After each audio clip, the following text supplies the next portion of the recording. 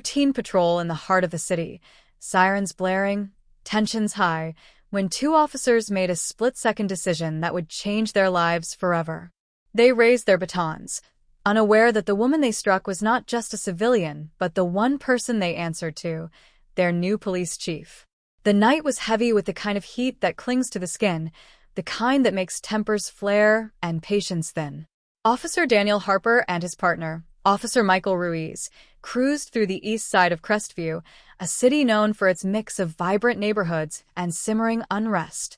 Harper, a 10-year veteran with a reputation for being by the book, gripped the steering wheel tightly. Ruiz, younger and still green at 3 years on the force, scanned the streets with restless eyes. The radio crackled with reports of a disturbance near the old warehouse district, a crowd gathering, voices loud, and something about a protest turning chaotic. "Sounds like trouble," Ruiz said, his voice carrying a mix of excitement and nerves. Harper just nodded, his jaw set. They'd seen nights like this before. Protests in Crestview could spiral fast, especially when the community felt unheard. The city had been on edge for weeks, ever since a string of high-profile incidents had sparked debates about policing and accountability. Harper and Ruiz didn't talk about it much. They just did their jobs. Or so they thought.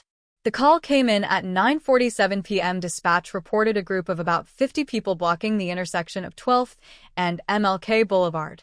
"Possible looting," the voice on the radio said, clipped and urgent. "Units in the area, respond." Harper flicked on the siren, and the cruiser sped toward the scene. Neither officer knew that tonight would be different, that a single moment would unravel everything they thought they knew about their jobs, their city, and themselves. When they arrived, the intersection was a mess. People shouted, some holding signs, others just milling about, their faces lit by the flickering glow of streetlights and phone screens. A few teenagers tossed bottles toward a shuttered storefront, the glass shattering with a sharp crack. Harper parked the cruiser at an angle, blocking the street, and both officers stepped out, hands resting on their belts. The crowd's energy shifted at the sight of them. Some voices grew louder, others fell silent. "All right, let's keep this calm," Harper called out, his voice steady but firm. "Everyone clear the street. Let's not make this harder than it needs to be." Most of the crowd ignored him. A few shouted back, words laced with anger about systemic issues, about police overreach. Ruiz's hand twitched toward his baton, his eyes darting between faces. He wasn't used to this kind of pushback. Harper, though, had seen it all before. He stepped forward, trying to single out the loudest voices, to de-escalate. That's when he noticed her. She stood near the edge of the crowd, a black woman in her late 40s, dressed in a dark blazer and jeans, not protest attire, but not out of place either. Her posture was calm, almost too calm, like she was observing rather than participating. Her eyes locked onto Harper's for a moment, sharp and unyielding, before she turned to speak to a young man next to her. Something about her presence made Harper pause, but he couldn't place why. "Ma'am," he called out, stepping toward her. "You need to step back. This area is being cleared." She didn't move. Instead, she tilted her head slightly, her expression unreadable. "I'm not causing trouble," she said, her voice low but clear. "I'm just watching." Harper's patience was thinning. The crowd was still shouting, and the sound of another bottle breaking nearby set his nerves on edge. "Ma'am, I'm not asking. Move back now." Ruiz, picking up on Harper's tone, stepped closer, his baton already in hand. "You heard him," he said, his voice sharper. "Let's go." The woman's eyes flicked to Ruiz, then back to Harper. She didn't budge. "You don't get to order me around," she said, her tone still calm but carrying an edge that made Harper's gut twist. It wasn't defiance, exactly, it was authority. The crowd was getting louder, and Harper felt the situation slipping. He didn't have time to argue with one person. "Last chance," he said, raising his voice over the noise. "Move, or we'll move you." She didn't respond, just held his gaze. That's when Ruiz acted. He stepped forward, baton raised, and brought it down, not hard, not enough to injure, but enough to make a point. The crowd gasped, some shouting, others pulling out phones to record. The woman staggered slightly, her hand going to her arm where the baton had struck. For a moment, everything seemed to freeze. Harper's heart sank. He hadn't expected Ruiz to act so fast, and something about the woman's reaction, the way she straightened up, her eyes blazing with a mix of pain and fury, told him they'd just made a terrible mistake. "Stand down," she snapped, her voice cutting through the chaos like a blade. The crowd went quiet, sensing the shift. Even Ruiz froze, his baton still in hand, his face paling as he registered her tone. Harper stepped forward, trying to regain control. "Ma'am, you need to." "I'm not your man," she interrupted, her voice steady but laced with steel. She reached into her blazer pocket and pulled out a badge. Not a civilian ID, not a press pass, a police badge. And not just any badge. The insignia was unmistakable. Chief of Police. Harper's stomach dropped. Ruiz's mouth opened, but no words came out. The crowd, sensing the drama, started murmuring, phones still recording. The woman, Chief Adrian Carter, held up the badge for both officers to see, her expression a mix of disappointment and controlled rage. "Do you know who I am?" she asked, her voice low but carrying the weight of command. Harper swallowed hard. He'd heard about the new chief, appointed just a week ago, but he hadn't met her. No one in the precinct had. She'd been brought in from outside the department, a reformer with a reputation for shaking things up. Her photo hadn't even made it to the precinct walls yet. But now, standing in the middle of a chaotic intersection, her arms still stinging from Ruiz's baton, she was impossible to mistake. "Chief Carter," Harper said, his voice barely above a whisper. He felt the eyes of the crowd boring into him, the weight of their phones capturing every second. Ruiz, still clutching his baton, stammered, I didn't know. I thought." "You thought what?" Carter cut him off, stepping closer. "That I was just another protester? That you could swing first and ask questions later?" Her voice was calm, but every word landed like a hammer. "You didn't ask my name. You didn't ask why I was here. You saw a black woman standing her ground, and you acted." Harper wanted to say something, anything, to explain, but the words stuck in his throat. The crowd was watching, some cheering Carter, others shouting at the officers. The situation was spiraling, and Harper knew it was their fault. Carter lowered her badge but didn't break eye contact.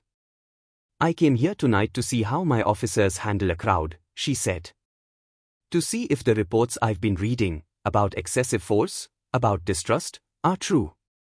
And you just gave me my answer." Ruiz dropped his baton to his side, his face ashen. "Chief, I'm sorry. I didn't." "Save it," Carter said, holding up a hand. "You'll have plenty of time to explain yourself at the disciplinary hearing." Harper's mind raced. A disciplinary hearing. Their careers, his career, could be over. 10 years on the force, and he'd never been in this kind of trouble. He'd always followed protocol, always tried to do the right thing. But tonight, he'd let Ruiz take the lead, and now they were both paying the price.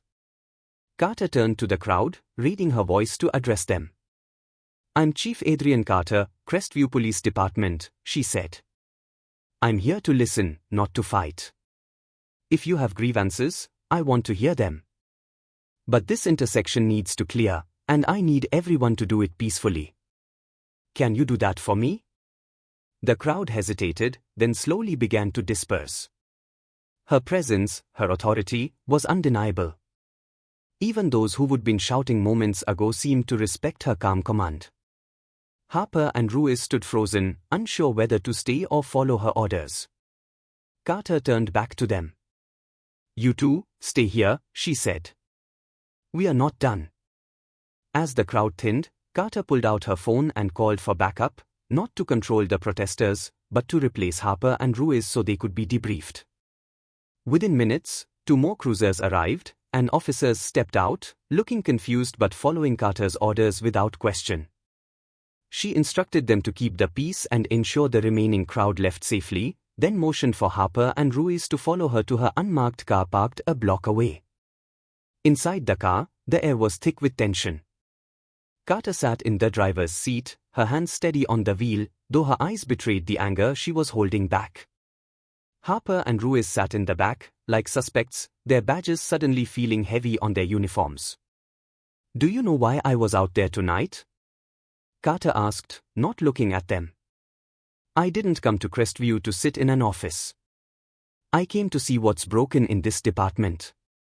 And tonight, you showed me exactly what's wrong." Harper found his voice. "Chief, I'm sorry. We didn't know it was you. We were just trying to control the situation." Carter turned to face him, her gaze piercing. "You think this is about me? You think I'm upset because you hit your boss? This is about what you would have done to anyone else in that crowd. You didn't ask questions. You didn't de-escalate. You acted on instinct, and your instinct was to use force." Ruiz, his voice shaking, said, "I thought you were a threat." The crowd was out of control. Carter's eyes narrowed. "A threat?" "I was standing still, observing. I wasn't shouting, wasn't throwing anything." "What made me a threat, Officer Ruiz?" Ruiz opened his mouth, then closed it. He had no answer. Harper knew why, knew the unspoken assumptions that had led to that moment. He felt a wave of shame wash over him, not just for tonight but for all the times he'd seen similar situations play out and said nothing. Carter let the silence hang for a moment before continuing. "This department has a problem," she said. "And it's not just you two. It's a culture. A culture that assumes guilt, that escalates instead of listens. I was brought here to fix that. And starting tomorrow, we are going to." She outlined what would happen next: a full investigation into the incident, mandatory retraining for both officers, and a department-wide review of use-of-force policies. Harper and Ruiz would be suspended with pay pending their investigation, but Carter made it clear that their actions would have consequences. "You are not bad cops," she said, her tone softening slightly. "But you made a bad call. And if you want to stay in this department, you are going to have to prove you can do better." The rest of the night was a blur. Harper and Ruiz were driven back to the precinct, where they turned in their weapons and badges for the duration of their suspension. The news spread quickly. By morning, the incident was all over social media, with videos from the crowd showing the moment Ruiz struck Carter. The headlines were brutal: "Cops hit black woman, then realize she's their boss." The department was in an uproar, and the city was divided, some calling for Harper and Ruiz to be fired, others praising Carter for her restraint and leadership.